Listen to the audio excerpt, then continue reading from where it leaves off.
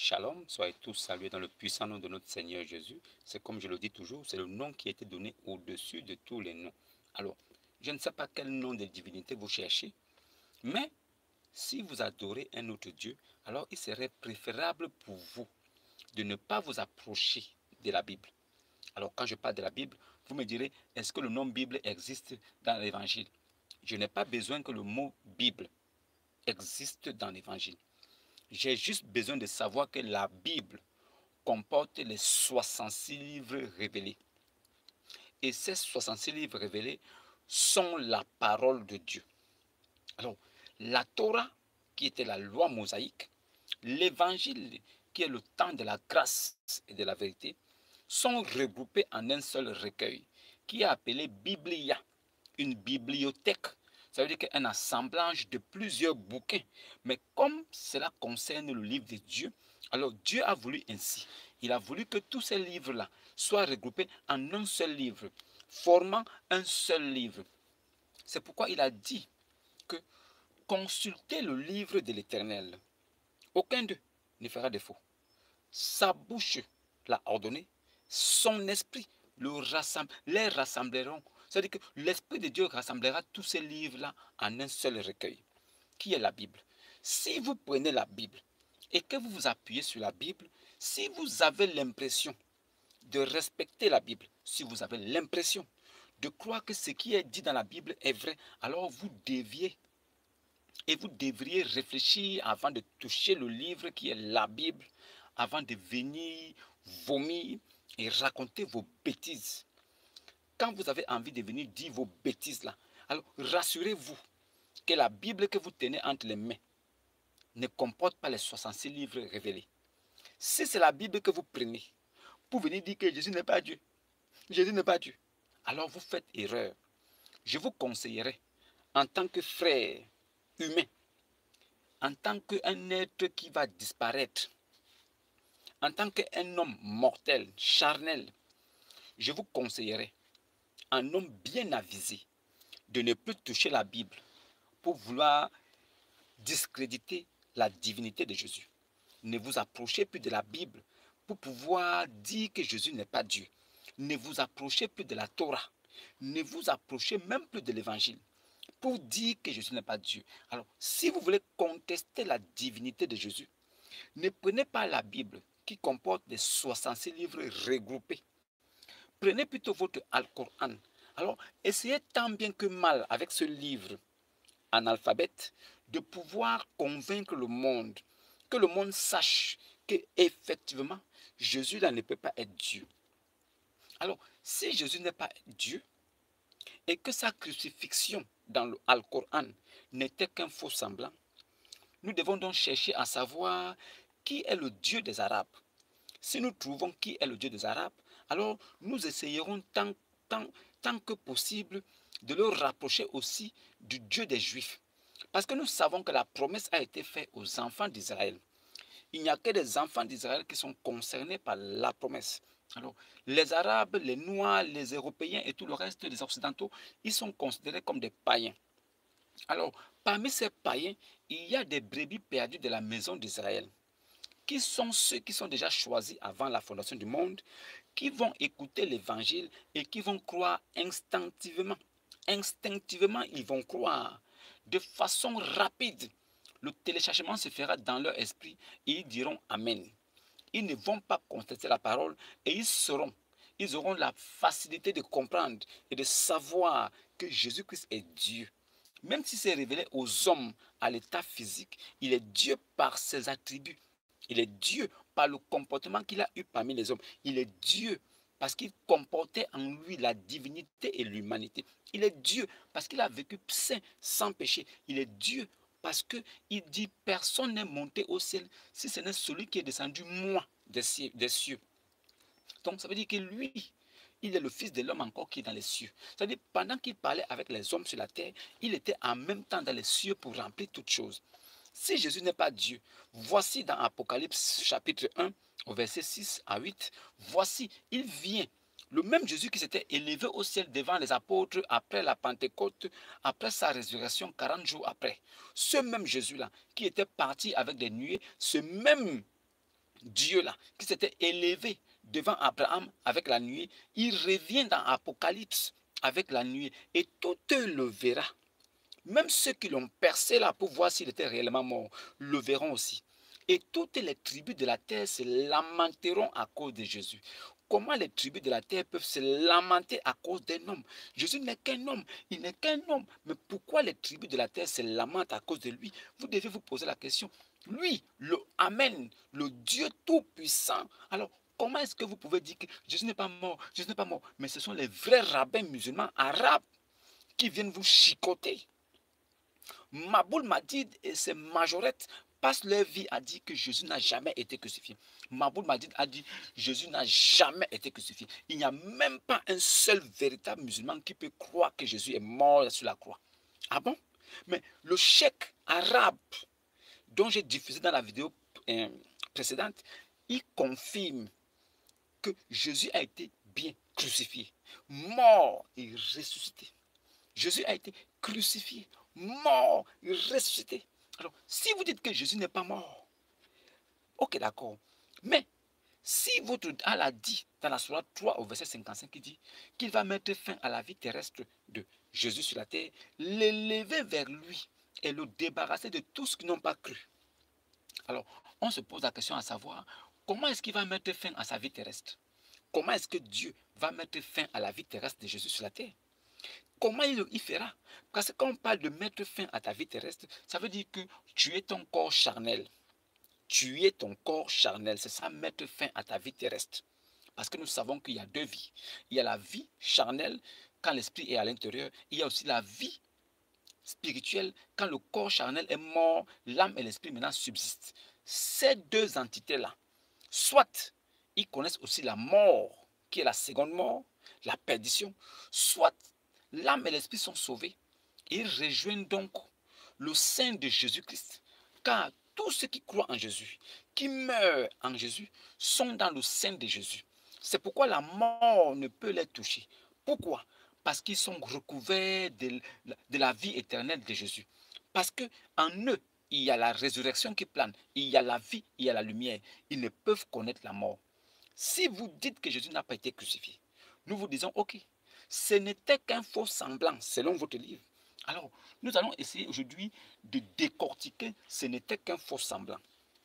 Nous allons comprendre pourquoi est-ce que le Coran dit Jésus n'a pas été crucifié, ce n'était qu'un faux semblant.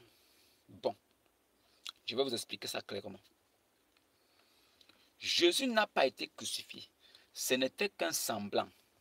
Ça veut dire que, effectivement, il n'y a pas eu acte de mort, mais ils ont su simuler sa mort. Il y a eu simulation. Dans la simulation, on a fait croire qu'il est mort. Jésus n'a pas été crucifié. Ce n'était qu'un vrai semblant. Dans un vrai semblant, ça veut dire on vient, on fait comme si on voulait tuer, mais en réalité, on le tue. Dans le vrai semblant, l'acte du crime est commis. C'est valable. Jésus n'a pas été crucifié. Ce n'était qu'un faux semblant. À partir de là, ça devient compliqué. Dans le faux semblant, ça veut dire que la personne fait comme s'il va faire la chose. Mais c'est faux. Ça veut dire qu'il fait semblant de vouloir faire la chose, mais il l'a fait. Ça veut dire que dans le faux semblant, la personne vous fait croire qu'il ne va pas le faire, mais il le fait à la fin. Donc, si Jésus n'a pas été crucifié, ce n'était qu'un faux semblant. Cela signifie qu'il y a eu action de faire. Et après, il y a eu comme si ça ne va pas se faire, mais à la fin, l'acte a eu lieu. Donc cela signifie que Jésus a été crucifié correctement dans le Coran. Faites attention à la lecture et aux mots. La signification des mots est très importante. C'est pourquoi moi je m'attarde plus sur les mots. J'aime et j'adore les mots parce que le sens des mots permet de comprendre réellement la phrase. Si vous n'avez pas compris ces choses-là, vous allez passer à côté. Vous serez comme des suiveurs, comme des moutons à qui on va dire des choses qui ne sont pas vraies. Jésus a bel et bien été crucifié. C'est pourquoi il a été élevé au ciel. Vous ne me direz pas ici que Jésus a été élevé au ciel dans son corps physique. Vous ne me direz pas que Allah a élevé Jésus au ciel physiquement, comme toi et moi. Alors, si c'est le cas, cela signifie que Jésus est au ciel là-bas en chair. Et que vous aussi, quand vous mourrez, vous allez aussi monter avec votre corps charnel. Alors, tous les musulmans qui ont cru en Jésus, selon vous, votre façon de croire en Jésus et de suivre Jésus là, c'est de l'appeler les urines de l'âne. Vous prenez votre livre, c'est écrit dedans Isaïe. Vous n'avez même pas honte. Vous n'avez même pas la crainte de Dieu. De vous poser la question, qu'est-ce que signifie Isaïe? Isaïe signifie les urines de l'âne. Vous appelez Jésus les urines de l'âne depuis 1400 ans. Et personne n'en parle. Vous dites que vous suivez Jésus sur quelle base? Est-ce que Jésus s'appelait Issa avant la venue de Mohammed Ibn Abi Kabsha? Est-ce qu'avant que Ibn Abi Kabsha ne vienne, Jésus là, il s'appelait les urines de l'âne? Est-ce que Jésus était appelé Issa avant que Jésus ne vienne? Est-ce que Jésus était appelé Issa avant que Mohammed ne vienne 600 ans après Jésus? Ça veut dire que pendant que Mohammed n'était jamais venu sur la terre, ses parents, ses grands-parents n'étaient même pas encore nés. Jésus était déjà venu en l'an 0 de notre ère. Il s'appelait déjà Jésus parce que c'est le nom que Dieu lui a donné. Comment de Jésus, la traduction en arabe c'est Yassou. Comment de Jésus, Yassou en arabe, peut passer à Issa? Et pourquoi il s'appelle Issa? Quelle est la signification de Issa? Issa signifie les urines de l'âne. Voilà le nom qu'ils ont donné au Jésus, qui est un des plus grands prophètes. Mais faites attention à la ruse des musulmans. Quand un musulman te dit que Jésus était un des plus grands prophètes, alors pose la question, si tu classes Jésus parmi les plus grands prophètes, alors quelle est la liste des plus grands prophètes et quelle est la liste des petits prophètes? Si tu dis que Jésus était l'un des plus grands prophètes, alors qui est celui qui est à son niveau? Moïse? Ok, Moïse a accompli des prodiges. Jésus aussi a accompli des prodiges. Mais entre Jésus là et Moïse, qui est né par rapport sexuel et qui est né par la vertu de l'Esprit Saint qui est Dieu? Si Jésus est né par l'Esprit Saint qui est Dieu et que Jésus lui-même il est saint, saint, saint, 3 fois, ça veut dire que la nature réelle de Jésus c'est l'Esprit Saint. Alors, est-ce que Moïse est l'Esprit Saint par essence? Non.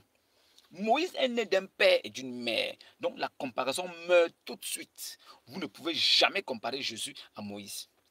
Maintenant, si vous dites qu'il est l'un des plus grands prophètes, alors si on disqualifie Moïse, il reste qui? Ah, voilà, c'est là-bas. Donc vous mettez Jésus au même niveau que vous mettez votre gars là, Ibn Abi Kabsha. Donc pour vous, Jésus là, il est au même niveau que Ibn Abi Kabsha. Donc si on place Jésus là, on peut placer aussi Ibn Abi Kabsha à côté. Vous êtes sûr? Alors, allons comparer directement la naissance. Jésus est né à Bethléem, dans une bergerie, parce qu'il n'y avait pas de place dans l'hôtellerie. Il est né comme un agneau pour le sacrifice, dans la bergerie. C'est significatif pour les chrétiens qui ont l'esprit. Maintenant, Jésus là, il est né par la vertu du Saint-Esprit. Marie, sa mère, n'ayant jamais connu d'homme, qui était fiancée à Joseph, se retrouva enceinte par la vertu du Saint-Esprit. Ça veut dire que le Saint-Esprit s'est vertué sur Marie. Marie est tombée enceinte. Et l'ange lui a dit, ne crains pas, l'enfant que tu portes là, tu le donneras au nom de Jésus. C'est lui là, l'illustre là, le conseiller, le Père éternel qui est revenu lui-même dans un corps théophanique. Mais quand il vient là, il vient pour sauver son peuple. Jésus là, il est né en portant le nom de Dieu sauveur. Yeshua, Yeshua, Yassou, Jesus, Jésus. Ça veut dire Dieu sauveur. Jésus est le Dieu sauveur. C'est pourquoi il porte les attributs de le Messie, le Christ. C'est pourquoi il est le prophète, le oint. C'est pourquoi il est l'Esprit de Dieu, la parole de Dieu. Il est en même temps Kalamatoula pour les Arabes. Il est aussi l'Esprit de Dieu. Il est en même temps aussi la parole de Dieu. Il est la lumière de Dieu. C'est cette même lumière qui avait apparu, qui était apparue à Saul de Tarse, qu'il a aveuglé et il est tombé. Cette même lumière-là qui transporte la vérité. La lumière qui transporte la vérité et qui était la vie aussi. Jésus là, il est la vie, il est la lumière, il est le chemin. Jésus est tout ce que vous pouvez voir, mais qui parfaire l'homme. Jésus là, ça veut dire qu'il est celui qui détient tous les attributs divins. Trône, divinité, toutes ces choses sont en lui. C'est pourquoi il a pu venir comme un homme. Si tu n'as pas cru que Jésus est venu, que Dieu là, c'est Jésus, je ne peux rien faire pour toi. Mais si vous dites que Jésus n'est pas Dieu, qu'il n'a pas été crucifié, alors si vos rabbins arabes, eux-mêmes vous disent que Jésus a été crucifié. Mais le problème, c'est que vous voulez nous faire comprendre que Dieu ne meurt pas. Mais nous vous disons, Dieu peut faire tout ce qu'il veut. Dieu peut même mourir, même comme un homme. Et après, il ressuscite. La différence entre Dieu et un homme, c'est que Dieu peut mourir comme un homme, mais il va ressusciter quand il voudra. Par contre, un homme peut mourir comme un homme, mais il ne pourra jamais revenir à la vie. C'est la différence entre Jésus et nous les hommes. Alors, Jésus est allé, il est mort.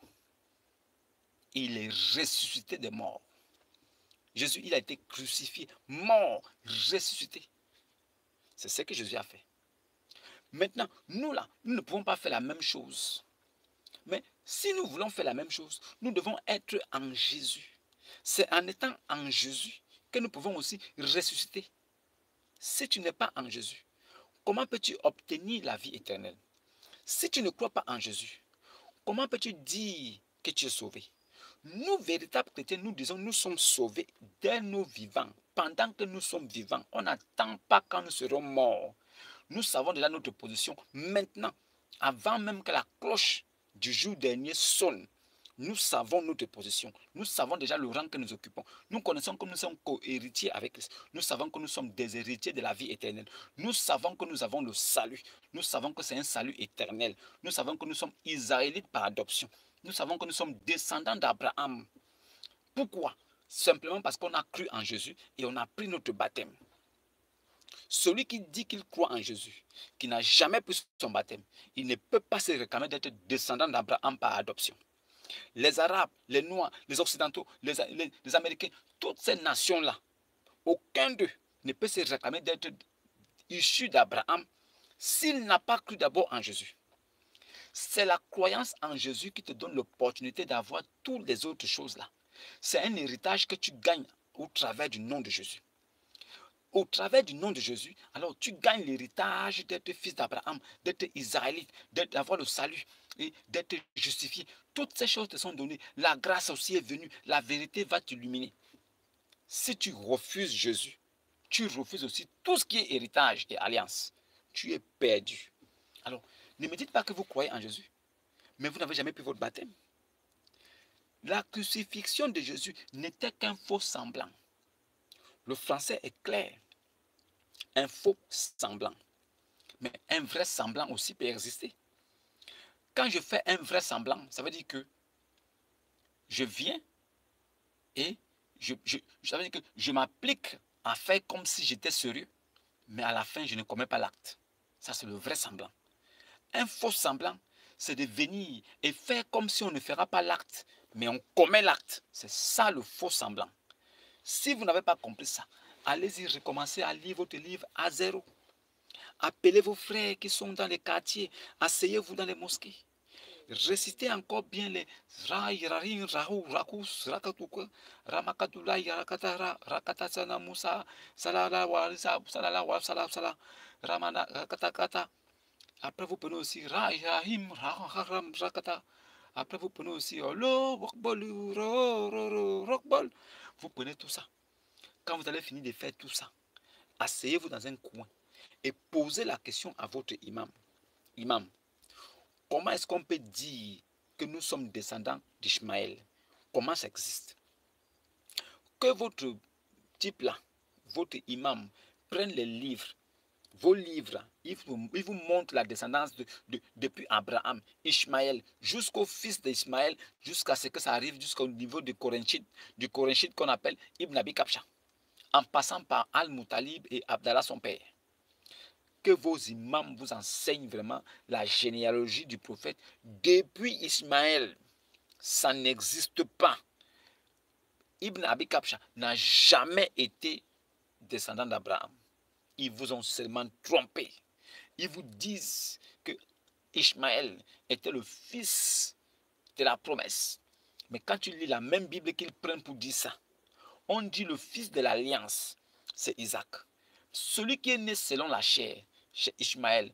Pourquoi? Parce que c'est Abraham et Sarai qui ont conspiré dans le noir pour mettre au monde cet enfant pour qu'il soit héritier. Mais après tous ces efforts qu'ils ont fournis, Dieu est venu surprendre Abraham en lui disant: Hé, Je t'enlève de la position d'Abraham, là où tu as commis ces bêtises-là. Là où tu as fait un fils qui s'appelle Ishmaël. Je t'enlève de cette position-là. Je t'amène maintenant à la position d'Abraham. Tu n'es plus Abraham, mais tu es maintenant Abraham, un autre être. J'enlève Sarai, celle qui t'a aidé dans cette conspiration. Elle n'est plus Sarai. Elle part d'une dimension ténébreuse qui est Sarai à une dimension de lumière qui est Sarah. Alors, c'est de la Sarah-là que tu as cru, toi, qu'elle ne pouvait plus faire d'enfant. C'est de cette Sarah-là que le monde entier, ceux qui vous entourent, pensent qu'elle ne peut plus faire d'enfant parce qu'elle a déjà 90 ans passés. C'est d'elle donc que te viendra le fils de la promesse, afin que tu comprennes que je suis le Dieu de la capacité. Je suis le Dieu qui peut faire toutes choses. Je suis le Dieu de l'impossible. Je suis le Dieu qui rend les choses impossibles possibles. Je suis le Dieu qui peut faire toutes choses en tout temps. Il n'y a pas de limite à mon pouvoir. Je suis le grand Dieu tout-puissant. Marche devant ma face et sois intègre. Dieu vient donc casser le rêve d'Abraham et de Sarai en les ramenant déjà à une autre position où ils sont Abraham et Sarah. Alors, Sarah tombe enceinte de Ishak, qui veut dire le riz de Sarai. Le riz de Sarah. Sarah tombe enceinte d'Abraham. Elle porte maintenant le fils de l'alliance. Et Dieu dit, j'établirai mon alliance avec lui après toi, à perpétuité. Maintenant, c'est de cette lignée-là que sera ma descendance. Quiconque ne se réclame pas de cette lignée de Abraham, Isaac, Jacob. Abraham, Isaac, Jacob. Celui qui ne se réclame pas de cette lignée-là est condamné. Ça ne sert à rien de prier 5 fois, 6 fois, 10 fois par jour, 20 fois par jour. Ça n'ira nulle part. Mais si vous passez par la promesse, par l'alliance perpétuelle existante, encore jusqu'à nos jours, si vous avez cru en Jésus maintenant et que vous n'êtes pas né en Israël, vous n'avez pas une carte d'identité israélite. Mais si vous avez cru en Jésus, cette grâce, ce don gratuit donné, pas parce que nous méritons, mais parce que cette faveur nous a été donnée gratuitement. Si vous avez mis foi en ce que vous avez entendu, qui est l'évangile du Seigneur Jésus-Christ, en ce temps-là, vous quittez de la position d'esclave pour devenir fils de Dieu. Vous partez de la sémence de la mort, de la perdition, pour devenir sémence de vie éternelle. Alors, vous êtes parti de la mort à la vie. Et vous ne passerez point en jugement. Vous êtes devenus des fils éternels de Dieu. Et cela jusqu'à la fin des temps. Aucune personne ne pourra vous ravir de la main de mon Père, ni de ma main de moi, Jésus. Si tu n'as pas compris ça, ce n'est pas mon problème. Mais, si tu veux te réclamer d'Abraham, et que tu sais toi-même dans ton cœur que tu n'as jamais été israélite de nation, israélite de naissance, c'est seul Jésus qui te donne le passeport diplomatique pour que toutes ces choses de la promesse te soient données aussi gratuitement. Alors, si tu me dis que tu crois en Jésus, je te poserai la question, est-ce que tu crois que Jésus a été crucifié, mort et ressuscité? Tu crois en Jésus? Oui, je crois en Jésus. Ok, d'accord. Est-ce que tu crois que Jésus a été crucifié, mort et ressuscité? Si tu me dis que tu crois et que tu dis Amen, je dis d'accord. Si tu crois donc à cette bonne du royaume qui est prêchée aujourd'hui, quand est-ce que tu prends ton baptême? Tout dépend de toi. Il n'y a pas de cours de catéchumène, il n'y a pas de cours de catéchèse, il n'y a pas de concours à passer où on te remet un diplôme parce que tu as réussi. Il n'y a pas ça. Il n'y a pas de questions-réponses sur la Bible. Non. Tu as mis foi à ce qui t'est annoncé. Tu as cru dans ton cœur. Tu confesses de ta bouche. Alors, on t'administre le baptême le plus rapidement possible pour sécuriser ton âme. Parce que le but, c'est de sécuriser ton âme. Que ton âme soit à l'abri. Tu veux rester musulman? Ok. Mais prends d'abord ton baptême. Si tu prends ton baptême, après maintenant tu pourras dire ouvertement que moi aussi je suis Jésus. Mais après je suis un prophète de la perversité. Mais tu dois d'abord suivre Jésus. Parce que si tu as accepté Jésus, tu as gagné le monde et tu as gagné toutes choses. C'est Jésus qui te donne tout. Tout le reste. Mais si tu dis que je crois en Jésus, parce que tu lis seulement certaines paroles de Jésus et tu mets foi. Tu n'as pas cru en Jésus. Quelle sera donc la différence entre toi et moi, le païen, qui n'a pas pris le baptême? Comment peux-tu te réclamer d'être de Jésus alors que tu n'as jamais pris ton baptême? Quelle est la différence donc entre toi et le païen qui n'a pas pris son baptême? C'est le baptême qui te permet de connaître la nouvelle naissance. C'est le baptême qui te permet de naître d'eau et d'esprit pour hériter le royaume. Le faux semblant que tous les musulmans étaient. Jésus n'a pas été crucifié. Jésus n'a pas été crucifié. Même le Maboul m'a dit aussi, était là. Il chantait ça partout. Avec ses majorettes, Ismaël Aka, Oustad Dane, Koun le Barbu, tous ces gars-là, ces femmelettes-là, ces majorettes, ils ont fermé leur bouche quand ils ont vu, ils ont entendu le rabbin arabe musulman confirmer devant des chaînes de télévision que Jésus a bel et bien été crucifié, mort et ressuscité. Ce rabbin a dit qu'il ne comprend pas la nouvelle génération de savants musulmans à 2 balles, surtout les noirs musulmans qui ne comprennent rien des Saintes Écritures, qui sont des illettrés spirituels. Comment est-ce que vous pouvez dire que Dieu a pris Jésus, il l'a caché? Il a choisi parmi ses apôtres un qui le ressemblait. Il a collé le visage de Jésus. Il a dit que prenez-le. Comme ça, ceux-là, ils ont pris ce gars-là. Ils sont allés le crucifier. Mais si vous reconnaissez quand même qu'il y a quelqu'un qu'on a pris et qu'on allait crucifier, même si vous ne reconnaissez pas que c'est Jésus, faites donc attention à ce que vous dites. Si vous dites que Allah a utilisé la théorie de la substitution, donc Allah a utilisé la théorie de la substitution. Ça veut dire qu'il a pris un disciple de Jésus, il a mis le visage de Jésus, mais il a caché Jésus. Parce qu'à partir de là, nous comprenons que ce Dieu n'est pas puissant. Si Allah est vraiment puissant, est-ce qu'il a besoin de prendre Jésus et de le cacher et de prendre une autre personne et de le coller le visage de Jésus et que cette personne aille mourir à la croix et on dit que c'est Jésus? Vous pensez que Allah peut faire ça? Est-ce que vous pensez que votre Dieu est capable de faire ça? C'est vous-même qui venez exposer votre Dieu et le ridiculiser. C'est vous-même qui amenez votre Dieu devant la face du monde et le traitez de menteur. C'est vous-même qui faites croire au monde que votre Dieu n'est pas puissant. C'est pourquoi vous le défendez vous-même. C'est vous qui voulez faire croire au monde entier que votre Dieu-là, c'est un menteur, un attardé, un trompeur. Comment vous pouvez dire que votre Dieu, il a pris Jésus, il l'a caché parce qu'il n'a pas la puissance pour pouvoir protéger Jésus. Alors il a pris un disciple, il l'a mis à la place de Jésus parce qu'il a eu peur que si Jésus meurt là, il ne pourra pas le ressusciter. Donc il a pris quelqu'un d'autre. Et cette personne-là est quand même allée mourir à la croix. Donc vous reconnaissez quand même que quelqu'un est allé mourir à la croix.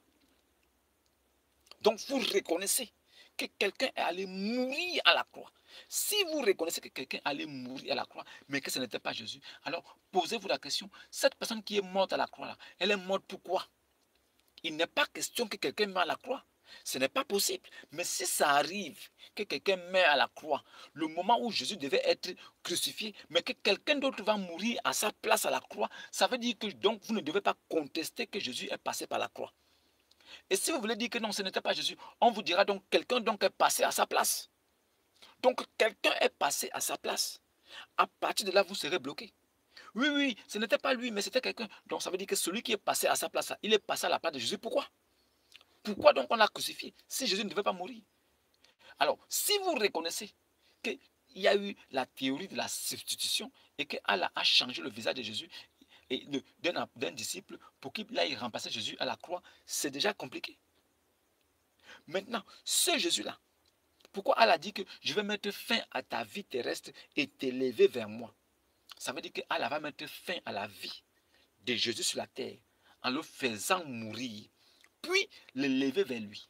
C'est ce que ça signifie. Maintenant, vous voulez interpréter comme ça vous chante pour pouvoir toujours continuer à conserver cette domination sur vos esclaves. Vous interprétez vos versets alors que vos versets sont assez clairs. Moi, je prends vos versets sont assez clairs. Je les lis. Je n'ai pas besoin que vous interprétez. Je n'ai pas besoin qu'un homme comme moi vienne m'interpréter quelque chose qui est écrit lisiblement.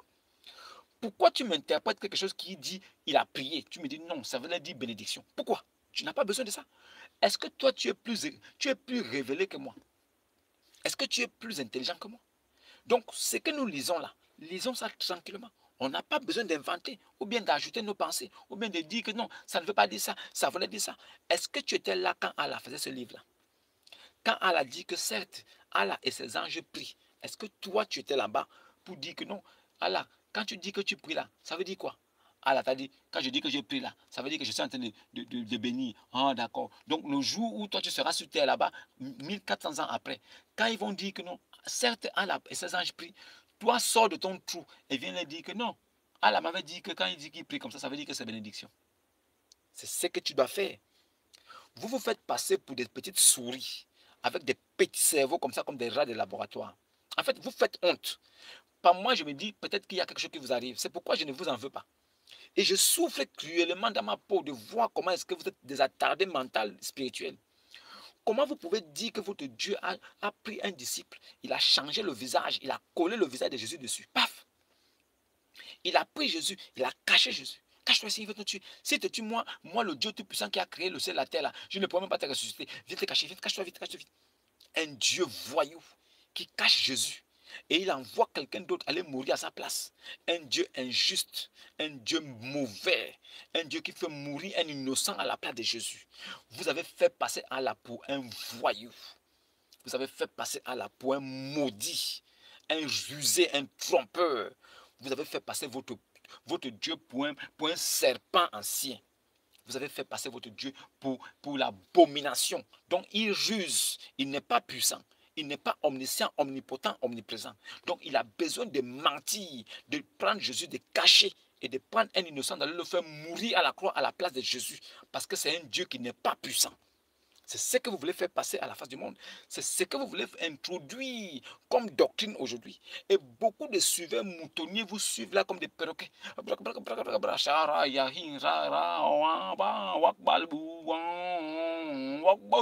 Et ils vous suivent dans ça. Et quand ils font ça, ils ont l'impression qu'ils ont fait quelque chose d'extraordinaire. Vous prenez tranquillement les versets coraniques que moi-même je peux prendre, je lis.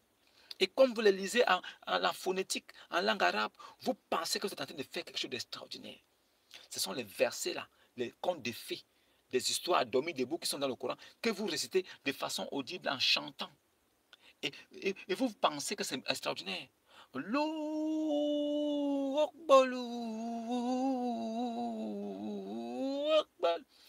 Pour dire que Dieu est grand, il dépasse même l'univers. Il faut chanter ça comme ça. Alors que moi, je dis, Dieu est grand. C'est lui qui a fait toutes choses. Quand je m'exprime comme ça, vous comprenez clairement ce que je dis. Est-ce que j'ai besoin de chanter ça? Oh Dieu est très puissant, il a fait toutes choses. Pour que vous croyez que ce que je dis est vrai, c'est la démence et la folie qui poursuivent tous ceux qui sont véritablement musulmans. Si vous ne vous repentez pas et vous sortez là-bas, vous serez tous des maudits, des impies. Je vous dis, si vous ne vous repentez pas, vous qui partez dépenser des millions pour aller faire bisous à cailloux noirs qui ressemblent au sexe des femmes là, vous qui pensez que vagin noir là, qui est caillou là, que vous partez faire bisous là, vous pensez que vous avez eu bénédiction dans ça. Vous n'avez rien eu. C'est moi qui vous dis ça. Et je vais vous prouver que votre livre-là n'a même pas de puissance. Ce n'est même pas la parole de Allah. Car le Coran, c'est la parole d'un noble messager. Le jour où vous allez m'énerver à un point, là, je prendrai votre livre-là. Je vais déchirer 2 pages devant vous aussi. Je vais manger ça. Et après avoir mangé ça, je vais boire un verre d'eau. Vous allez voir comment cette page-là va descendre dans mon intestin. Je vais aller verser ça aux toilettes le lendemain. Vous allez comprendre que le mouton qui avait mangé la sourate 33 là, qui concerne l'allaitement des adultes, il avait mangé le Coran de Ibn Allah, le Coran de Ibn Abi Kapsha. Il n'a pas eu indigestion. Il n'a même pas eu ballonnement de ventre. Il n'a rien eu. Un mouton qui rentre dans la chambre de façon subtile après la mort du prophète de l'abomination. Ce chacal du désert qui marchait avec cette épée coupée de coups. Ce violeur pervers qui baise les bébés et les cadavres. Ce gars-là, que vous dites que c'est le modèle parfait aujourd'hui de comportement. C'est le modèle parfait qu'il faut suivre. Mais nous, on vous dit qu'il n'est jamais le modèle parfait. Par sa vie, par les actes qu'il a posés, c'est un maudit. Vous allez cacher ça à vos fidèles, à vos moutons qui ne vont pas à l'école. Mais nous, nous serons là pour leur dire la vérité. Ils vont aller faire des recherches et ils vont trouver que c'est vrai. Et en même temps, ils vont quitter l'islam. Mais ils ne vous diront pas. Parce qu'ils savent que les vrais musulmans sont des têtus comme des ânes. Ils sont prêts à tuer les frères parce que les frères ont quitté l'islam. C'est pourquoi ils ne vous diront pas. Ils vont rester là avec vous, mais ils ne seront plus musulmans. Ils sont nombreux comme ça, qui sont là avec vous là. Vous pensez qu'ils sont musulmans. Ils ne sont plus musulmans. Ils sont des chrétiens. Ils ont pris les baptêmes et ils sont venus s'asseoir à côté de vous. Ils ont peur de votre violence. Comme vous avez une incompréhension là, vous êtes borné. Vous allez les taper, les tuer quelque part. Donc, pour préserver leur vie là, ils vont en cachette, ils prennent leur baptême, après ils viennent s'asseoir avec vous dans vos mosquées. Quand vous vous levez, vous vous asseyez là. Vous vous levez, vous asseyez. Vous faites vos gymnastiques. Quand vous manquez de salle de sport pour aller vous entraîner, alors vous faites ça comme si c'était du sport là.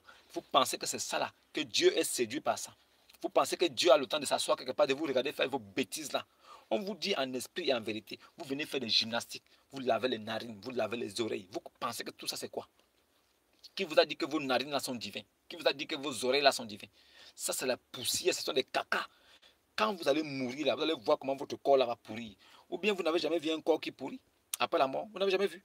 C'est comme ça que ce corps là va pourrir. Alors pourquoi vous lavez ça, vous donnez tant, vous faites tant d'efforts pour laver ça, pour penser que c'est ce corps là dont Dieu a besoin. Dieu n'a pas besoin de ce corps pourri, sale, rempli de péchés. Si toi-même tu vis dans la perversité aujourd'hui, rempli de péchés comme ça, celui que tu dis qu'il a fait descendre le Coran, lui-même il vivait dans la perversité, rempli de péchés. Son propre livre n'a pas pu le sauver. C'est toi que ça va sauver. Toi qui te joues le plus intelligent que ton prophète. Vous croyez? La théorie du faux semblant, c'est la magie. C'est la théorie qui nous a fait comprendre la vérité sur la crucifixion de Jésus. C'est à cause de ce verset-là que l'islam est en déclin.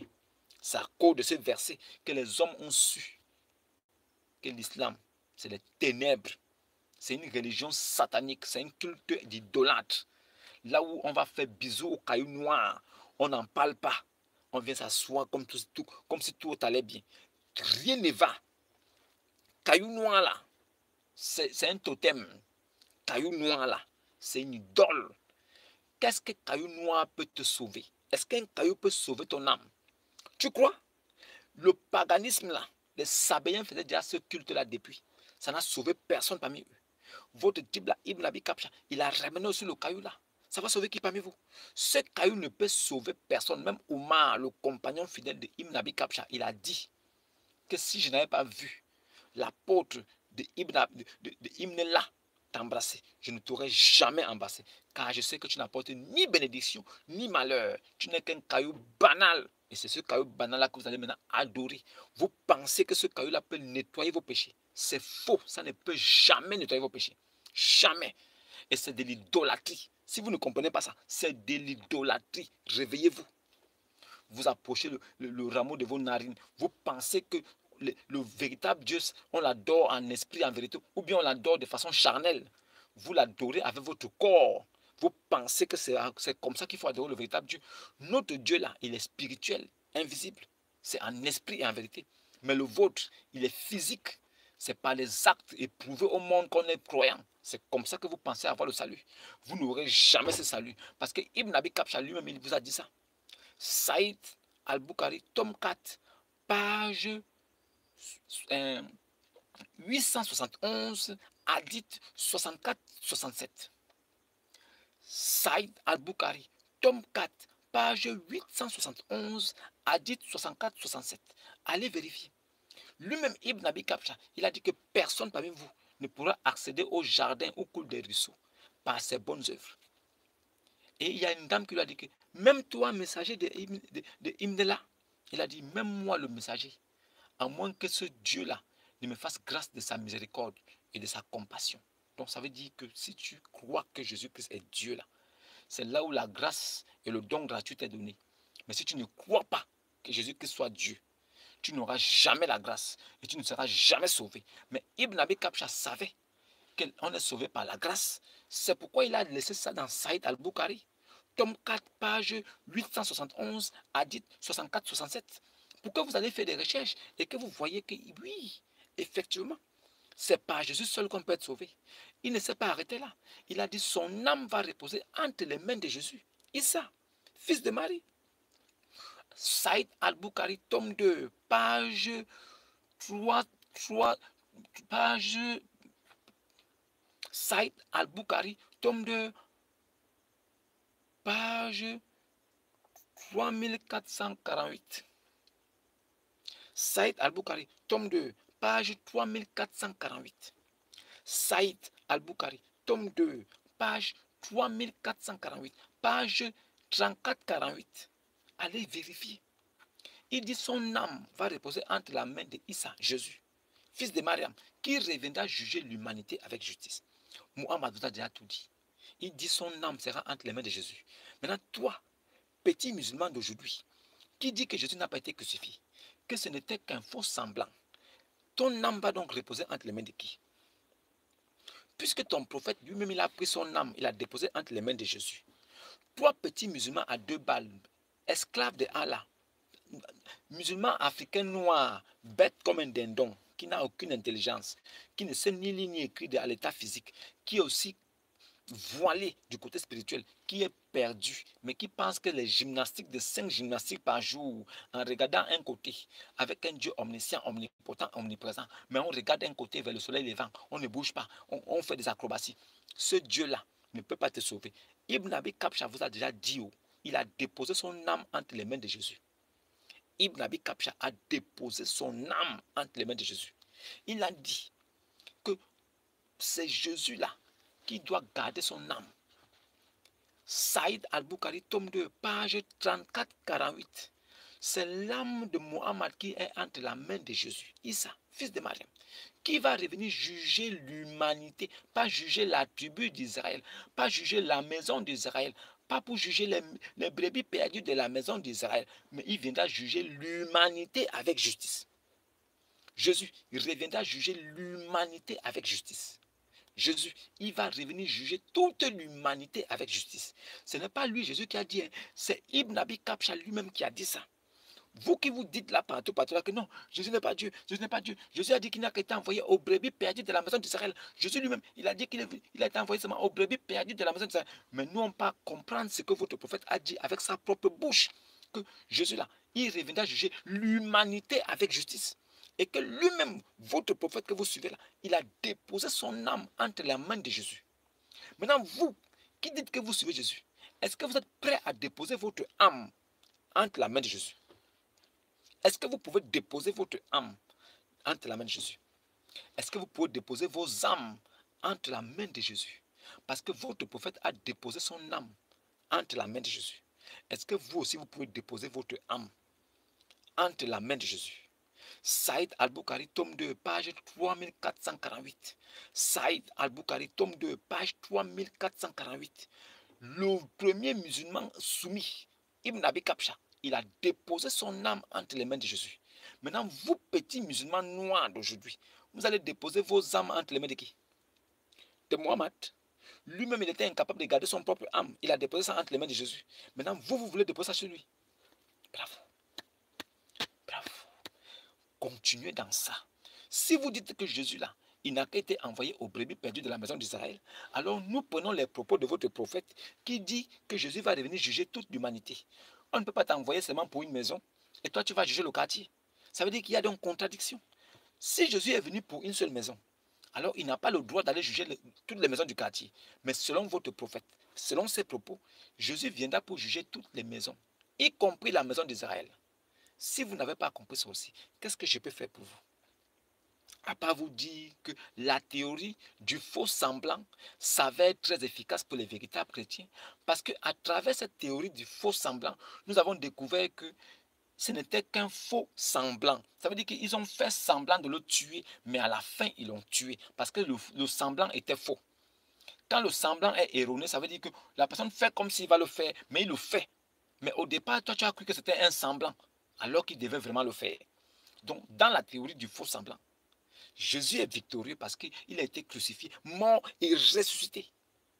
Crucifié, mort et ressuscité. Vous qui dites que Dieu ne meurt pas, mais Jésus est mort, mais ne vous arrêtez pas seulement là. Commencez par crucifier, mort, ressuscité. Crucifié, mort, ressuscité. Commencez par crucifier, mort, ressuscité. Si vous dites qu'il est mort, alors vous limitez sa force. Dites aussi qu'il est ressuscité, pour qu'il soit tout puissant aussi à vos yeux. Maintenant, votre prophète qui est mort, empoisonné, est-ce qu'il est aussi ressuscité? Votre prophète qui est mort, empoisonné à Kaïbar, est-ce qu'il est aussi ressuscité? Non. Alors, Celui qui a compris, il a compris. Celui qui n'a pas compris aussi, ce n'est pas mon affaire. Je vous ai annoncé tel que j'ai reçu. À vous d'en faire bon usage aussi. C'est tout. Chrétiens, vous portez le nom de Dieu. Vous devez être fiers en toutes circonstances. Vous êtes des lumières du monde. C'est à cause de vous, de moi, que la terre n'est pas encore détruite, que la fin du monde n'a pas encore eu lieu. Parce que si ce n'était que pour ces religieux-là, scandaleux, idolâtres, la terre serait déjà détruite comme Sodome et Gomorrhe. Alors, soyez fiers de porter en vous le nom des chrétiens, qui est le nom de Christ. C'est le nom de Dieu révélé aux hommes. Celui qui n'a pas le nom de Christ en lui est déjà mort. Nous sommes des Jésus-Christ chrétiens. Nous sommes des Jésus chrétiens. Des Jésus chrétiens. Nous sommes des Jésus chrétiens. Nous sommes des semences de la vie éternelle. Nous sommes des lumières pour le monde. Ça sera comme ça jusqu'à ce que la résurrection ait eu lieu. Tant que la résurrection n'a pas eu lieu, nous serons toujours placés au-dessus de tous les moussaï lama, de tous les esclaves, les abdouls, les musulmans, les soumis sans foi. Nous serons toujours placés au-dessus. C'est une fierté de vous l'annoncer. Alors, faites attention. Suivez les vidéos que je publie et en même temps aussi, abonnez-vous, likez. Surtout, n'oubliez pas de liker. C'est très important. Quand vous likez, vous touchez le plus de monde. Parce que c'est en likant que la vidéo a une certaine importance aux yeux de YouTube. Et en même temps aussi, ils peuvent faire passer ça et permettre à tout le monde aussi d'être dans cette même lumière. Alors, participez comme vous pouvez à l'œuvre de Dieu. Ce n'est pas de prêcher, mais c'est de continuer à transmettre la lumière. Cette lumière que je dégage en moi, que je vous dépose, vous la prenez aussi, vous la dégagez sur d'autres personnes, pour que le plus grand nombre soit touché, pour que les enfants de Dieu qui sont perdus dans les ténèbres puissent retrouver la lumière et le chemin du Christ. Pour que la voix de leur Père, ils puissent l'entendre, car les brebis de Christ connaissent sa voix. Quand il crie à eux, ils écoutent, ils entendent et ils reviennent à lui. Ces brebis connaissent sa voix. Et ils ne se perdront jamais tant que la voix de Christ sera toujours quelque part pour leur montrer le chemin. Je suis l'instrument de Christ pour vous amener à lui. Celui qui n'a pas compris ça, ce n'est pas mon problème. J'ai un rôle précis sur cette terre. C'est pourquoi je dégage assez d'énergie et c'est pourquoi aussi j'ai cette énergie en moi qui est la vie. Ma parole qui n'est pas la mienne, mais que mon Père m'a donnée, sont les paroles de la vie éternelle qui sauvent l'âme par le corps physique. Si vous avez compris ça aussi, c'est une bonne chose. Voilà, n'oubliez pas, likez, partagez aussi. Et dites-moi en commentaire ce que vous en pensez. Et en même temps aussi, si vous avez des préoccupations, n'hésitez pas. Laissez-les, je vous répondrai. Je suis là pour vous. Je suis le plus petit parmi vous, car j'ai été désigné pour vous servir et pour vous apporter cette lumière qui est la lumière de Christ, qui est la vérité de Christ, qui est la grâce de Christ, qui est le seul chemin pour aller au Père. Alors, celui qui n'est pas dans ce chemin-là, ce n'est pas mon problème. Je ne suis nullement chargé de votre sauvegarde, mais j'ai le devoir sacré de vous annoncer la bonne nouvelle. Quitte à vous de croire ou de ne pas croire. Celui qui reste aveugle, c'est à son détriment. Celui qui voit clair, c'est à son avantage. C'est Dieu qui a décidé. Shalom et à demain.